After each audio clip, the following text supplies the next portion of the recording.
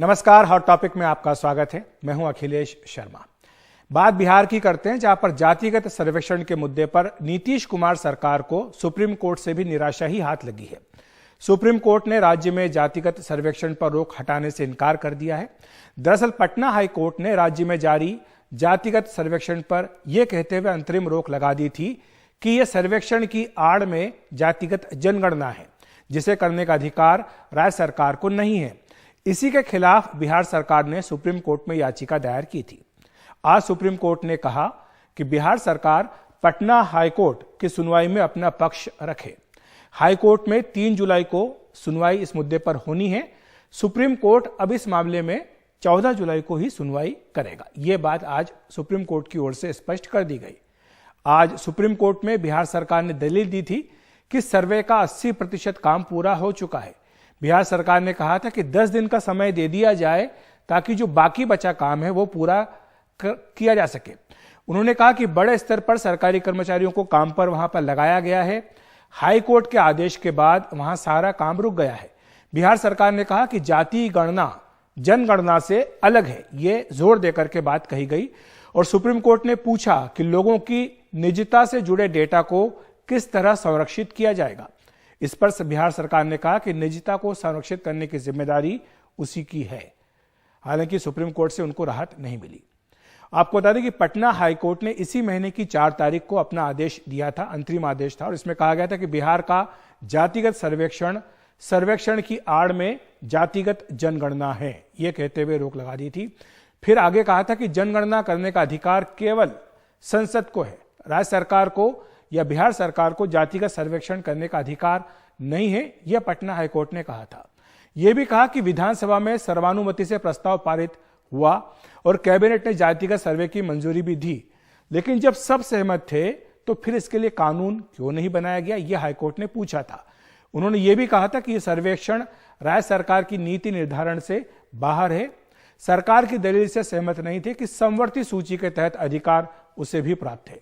बिहार सरकार सर्वेक्षण के आंकड़े सार्वजनिक करना चाहती है, जो कि निजता के अधिकार का उल्लंघन है, यह हाईकोर्ट ने कहा था। और उन्होंने यह भी कहा था कि सुप्रीम कोर्ट ने इसे यानी निजता के अधिकार को जीवन के अधिकार का एक स्वरूप बताया है, इसीलिए बिहार सरकार जातिगत सर्वेक्षण पर तुरंत रोक लगा दे, यह आदेश दिया था। और यह भी कहा था कि जब तक इस याचिका पर अंतिम सुनवाई निर्णय नहीं होता है तब तक सारा डेटा सुरक्षित रखा जाए और उसे किसी को भी न दिया जाए। यह बात हाईकोर्ट की ओर से स्पष्ट कर दी गई थी। और आपको बताएं कि इसके पीछे दरअसल एक राजनीतिक मकसद भी है, क्योंकि यह कहा जा रहा है कि अगले लोकसभा चुनाव से पहले विपक्षी दल सामाजिक न्याय के लिए जाति जनगणना को बड़ा मुद्दा बना रहे हैं। हाल ही में हमने देखा था कर्नाटक के चुनाव में कांग्रेस ने जाति जनगणना का समर्थन किया था, साथ ही वो आरक्षण की सीमा भी 50% से अधिक करने की मांग कर रही है। राहुल गांधी कह चुके हैं जितनी आबादी उतना हक, ये उनकी मांग है। और इसी तरह से यह भी मांग है कि जो पिछली सामाजिक आर्थिक जातिगत जनगणना हुई है उसके आंकड़े भी जारी कर दिए जाएं। और ये बता दें कि सामाजिक न्याय की छतरी जो मुद्दा उठाया, इसके नीचे डीएमके, सपा, आरजेडी, जेडीयू जैसे 20 दल इकट्ठे हो चुके हैं। और कोशिश ये कि जो बीजेपी का ओबीसी वोट बैंक है उसमें सेंध लगाई जाए, क्योंकि उन्हें लगता है कि हिंदुत्व के नाम पर पिछड़ी जातियां इकट्ठी हुई हैं बीजेपी के साथ और अब इन्हें इस तरह से अलग किया जा सकता है सामाजिक न्याय के नाम पर। तो आज का जो फैसला सुप्रीम कोर्ट का आया है, ये नीतीश कुमार सरकार के लिए कितना बड़ा झटका है और जो उनकी योजनाएं थी जातिगत सर्वेक्षण कराने की, उसको किस तरह से चोट लगी है, इस पर चर्चा करने के लिए हमारे साथ 2 खास मेहमान जुड़ेंगे। अनुप्रिया हमारे साथ जुड़ गई हैं, जेडीयू की प्रवक्ता, विनोद शर्मा भी हमारे साथ थोड़ी देर में जुड़ेंगे। लेकिन अनुप्रिया जी, आज का ये जो फैसला आया है सुप्रीम कोर्ट का, इसमें फिलहाल कोई राहत नहीं है। कहा है कि जो हाईकोर्ट में सुनवाई हो रही है, आप वहीं जाइए। किस तरह से आप लेते हैं इसे? अखिलेश जी, सुप्रीम कोर्ट ने जो फैसला दिया है, हम न्यायालय का सम्मान करते हैं। और न्यायालय ने हमें यह कहा है कि जिस तरह से हाई कोर्ट में मामला आपका है और हाई कोर्ट ने एक तिथि तय की है, उस तिथि पे जब तक फैसला नहीं हो जाती तब तक मैं इससे किसी भी तरह की प्रतिक्रिया नहीं दूंगी। तो ये बहुत ही चिंता की विषय नहीं है, क्योंकि उन्होंने कहा है कि हाई कोर्ट में यह मामला है उनके आने के बाद में। लेकिन बात यह समझने की बात है अखिलेश जी कि जातीय गणना जो हमारे राज्य में माननीय मुख्यमंत्री जी ने करवाया, यह कोई नई बात नहीं है। संविधान हमें यह प्रावधान देता है कि हम अपने देश के जातियों की गणना कर करके एक तरह की साइंटिफिक डेटा कलेक्शन करें और डेटा के साथ में हम किस समावेशी विकास के लिए जो है इस डेटा का कलेक्शन करके कि नीतिगत हम योजनाएं बनाएं कि उन जातियों, उन धर्मों का, उन लोगों का कि जो आपके मुख्य धारा से पीछे रह गए हैं।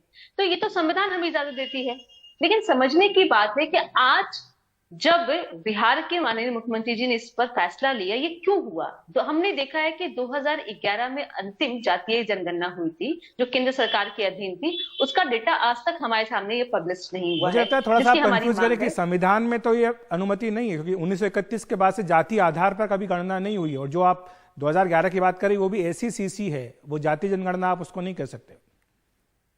नहीं, जातीय जनगणना नहीं, जातीय गणना की बात ठीक है। आपने कहा कि ये, लेकिन संविधान ये शुरू से और ये भी कहता है कि हर 10 साल में आप अपने देश के डेटा को कलेक्ट करें, और डेटा कलेक्ट करने के बाद में आप यह देखें कि किन समाज या किन जातियों के लोगों का जो है वो अब तक मुख्य धारा में नहीं जुड़ पाए हैं। तो ये संविधान, इसलिए मैंने कहा कि संविधान में यह कहा गया है, कोई नई बातें नहीं हो रही है, कोई आप संविधान से अलग हम बातें नहीं कर रहे हैं। लेकिन जब बिहार में यह मामला इसलिए था अखिलेश जी, क्योंकि जब 2011 में जो डेटा कलेक्शन वो आज तक हमारे सामने नहीं है।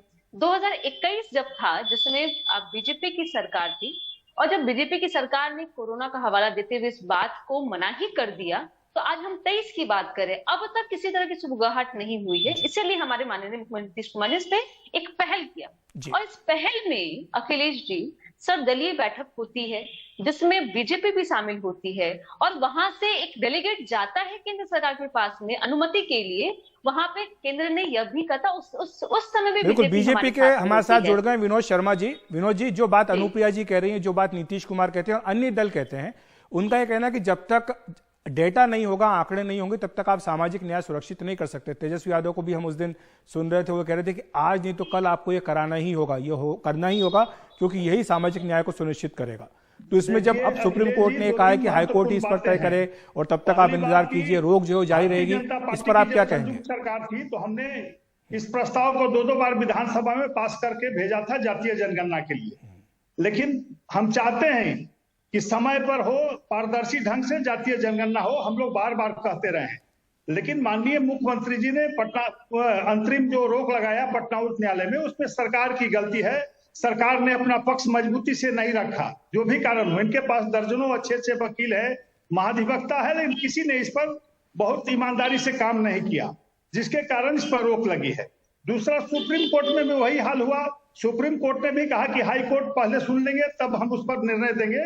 वहां भी अपना पक्ष रखने में असफल रहे, और निश्चित रूप से मुख्यमंत्री के जो निर्णय पर उस पर शंका होती है, क्योंकि कहीं ना कहीं से वो राजनीति करना चाहते हैं। उनकी मंशा नहीं है कि हम जातीय जनगणना करावे, क्योंकि उन्होंने कोर्ट में स्पष्ट पर वो तो कह चुके हैं कि 80% काम हमारा हो चुका है, हमें केवल 10 दिन की मोहलत दे दीजिए तो हम ये काम पूरा कर लेंगे। ये तो आज बिहार सरकार ने कहा सुप्रीम कोर्ट में।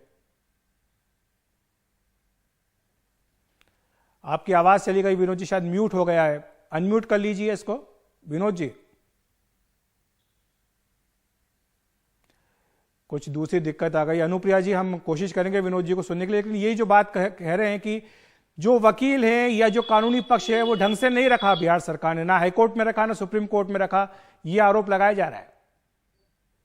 अखिलेश जी, मैं आपके चैनल के माध्यम से बीजेपी के प्रवक्ता से यह पूछना चाहूंगी, ठीक है, अगर सरकार ने दलील रखने में अगर कमी हो गई है, आप सर्वदलीय बैठक में हमारे साथ में थे, लेकिन आपने कभी भी इंटरवेनर आपने नहीं बना। आपके पास भी कई वकीलों की समूह है। जब आप इस सर्वदलीय बैठक में आपने अनुमति और सहमति जताई है, तो ये आपकी भी मंशा है, होनी चाहिए जातीय गणना। आप एक बार भी इंटरवेनर नहीं बने, लेकिन आपके चैनल के माध्यम से मैं एक बीजेपी को एक्सपोज करती हूं और मैं बताती हूं कि बीजेपी किस तरह से इसके पीछे है कि जातीय गणना नहीं होनी चाहिए। मैं आपको कुछ नाम है जो इसमें पिटिशन जो करते हैं जातीय गणना के रोक पे। Youth of equality, Makhan Lal, संगीत रागी जो आप जानते हैं वो आरएसएस के मेंबर हैं। यूथ ऑफ इक्वलिटी जो है 2011 या 10 की बात है, जिसमें वो बीजेपी एबीपी के समर्थन में वो दिल्ली यूनिवर्सिटी में इलेक्शन के वो सपोर्ट करती है। ये जो चेहरे हैं, जो पिटिशन दायर किया गया उसका ठीक है, इस पर विनोद जी का जवाब ले लेते हैं, मेरे पास समय ज्यादा नहीं है। विनोद जी, जो बात अनुप्रिया जी कह रही है कि जब बात यहां पहुंची तो आपने सुर में सुर क्यों नहीं मिलाया? जब आप सर्वदलीय बैठक में इस बात का समर्थन कर सकते हैं तो कोर्ट में क्यों नहीं किया उन्होंने, ये वो पूछना चाह रही है। और ये आरोप भी लगा रहे हैं कि पर्दे के पीछे से आपके लोग विरोध कर रहे हैं। कोर्ट में जाने के समय सरकार ने राय मांगा क्या? जब हम विधानसभा में समर्थन दे रहे थे तो स्पष्ट था कि हम आपके साथ हैं, हम इस जनगणना के साथ हैं, लेकिन कोर्ट के साथ भी छलावा माननीय मुख्यमंत्री कर रहे हैं। अब उसे सर्वे बता रहे हैं, जातीय जनगणना नहीं बता रहे हैं और अपनी गलती को भाजपा पर ठोक रहे हैं। कौन किसका मेंबर, इसका कोई प्रमाण नहीं है। देखिए, बात बनाना आसान है, इनके पास कोई जवाब नहीं है बिहार की जनता के लिए, चूंकि ये लोग राजनीति कर रहे हैं, राजद के दबाव में मुख्यमंत्री काम कर रहे हैं और यहाँ के सुपर सीएम तेजस्वी यादव जी हैं, वो जो कहते हैं वही मुख्यमंत्री और जदयू के प्रवक्ता बोलते हैं। इसलिए बिहार की जनता इनकी बातों में नहीं, झांसे में नहीं आने वाली है। अब जाते जाते अनुप्रिया जी से इसका जवाब ले लेते हैं। जो आरोप लगा रहे हैं, राजनीतिक आरोप लगाया जा रहा है, अंतरिम आदेश आया है रोक का। ठीक है अनुप्रिया जी, जाते जाते इसका जवाब दे दीजिए। अखिलेश जी, विनोद जी को शायद यह पता होनी चाहिए कि अगर उन्होंने हम पे आरोप लगाया है कि आरजेडी के हम दबाव में कर रहे थे, तो क्या आपने आरजेडी के दबाव में आपने सर्वदलीय बैठक में इसकी अनुमति दी थी? अरे हमने तो बात ही किया था। आरजेडी कहाँ थी उस समय? आरजेडी तो उस समय सड़क पर थी। आरजेडी सरकार में मंत्री कहाँ थी? देखिए, बात मत बनाइए, देश की जनता देख रही है, ये मुख्यमंत्री के पास कोई जवाब नहीं है। आपको याद होगा कि बागेश्वर पूरी तरह से पर्दाफाश हो चुका है कि उनकी मंशा राजनीति करने की है। आप दोनों एक साथ बोल रहे हैं, आप दोनों की आवाज मुझ तक नहीं आ रही, ना दर्शकों तक पहुंच पा रही है। बहरहाल मेरे पास समय इतना ही है। आपका अनुप्रिया जी और विनोद जी बहुत बहुत शुक्रिया हमारे साथ जुड़ने के लिए। हॉट टॉपिक में वक्त है एक ब्रेक का।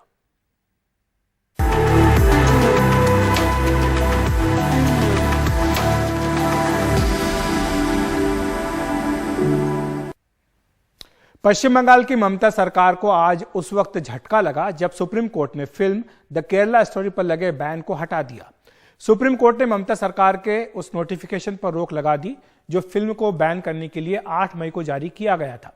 साथ ही सुप्रीम कोर्ट ने तमिलनाडु के सिनेमाघरों और फिल्म देखने वालों को पर्याप्त सुरक्षा देने के निर्देश भी दिए हैं। सुप्रीम कोर्ट ने यह भी कहा कि तमिलनाडु पुलिस फिल्म की स्क्रीनिंग रोकने के लिए कोई कदम नहीं उठाएगी। सुनवाई के दौरान फिल्म के निर्माता ने माना कि 32,000 महिलाओं का डेटा प्रामाणिक नहीं है। इस पर सुप्रीम कोर्ट ने फिल्म निर्माता से कहा कि वो 20 मई शाम 5 बजे तक इसका डिस्क्लेमर लगाए। साथ ही ये डिस्क्लेमर भी लगाने को कहा कि ये फिल्म फिक्शन पर आधारित है। और हॉट टॉपिक में इतना ही। नमस्कार।